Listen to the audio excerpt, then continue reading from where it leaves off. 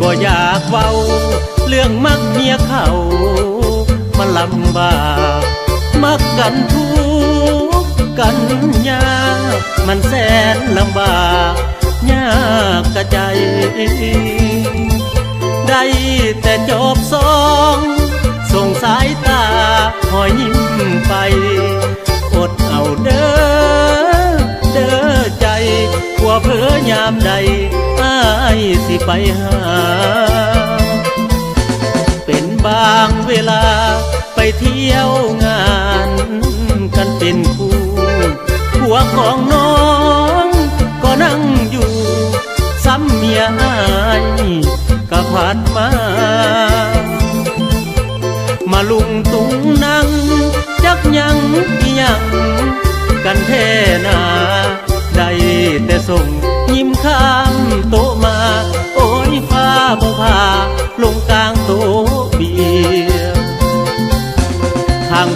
งกับเมียทางหลังพัดแม่นลูกมีทั้งสุขทั้งทุกข์เงินก็หมดบ่พอค่าเบียร์เพิ่นแหงหยิกคิ้วลิ้วตาส่งยิ้มมาเพียคือสิแม่ให้เฮาสั่งเบียร์ผู้เป็นเมียสัมผัสหาสิมีหมู่นาหรือกาศพทองสิขาบกลแม้นสิถือไฟล้นลงหม้อน้ำหอนก็ตามสร้างบอกอายแน่เด้อบัดผัวน้องเผลออายสิหาทางสิจอบลอยลงลางไปหานางให้สมใจ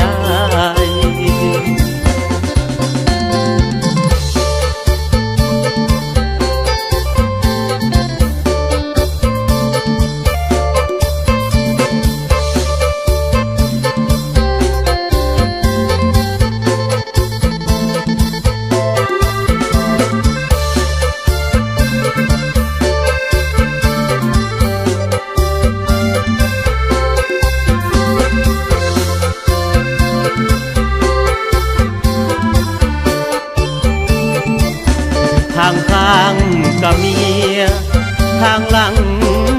พัดแม่นลูกมีทั้งสุขทั้งทุกข์เงินก็หมดบ่พอค่าเบียร์เพิ่นแหงหยิกคิ้วลิ้วตาส่งยิ้มมาเกีย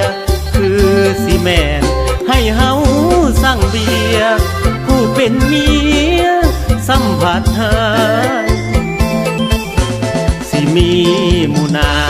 หรือกาศพทองสิขาบกลแม้นสิถือไฟล้นลงหม้อน้ำหอนก็ตามสร้างบอกอายแน่เด้อบัดผัวน้องเผลออายสิหาทางสิจอบลอย